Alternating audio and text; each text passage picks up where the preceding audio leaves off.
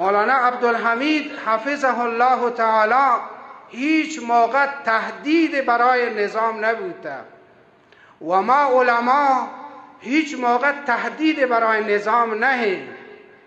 تهدید برای نظام مسئول بی‌کفایتی که بر صندلی وطنسته و مشکل مردم حل نکن. تهدید برای نظام مسئول بی‌کفایتی که بر صندلی و نسته و برای حل مشکل مردم از مردم رشوه گرفت. تهدید برای نظام مسئولی که بر صندلی و نسته و برای حل مشکل مردم با آبروی مردم بازی کن.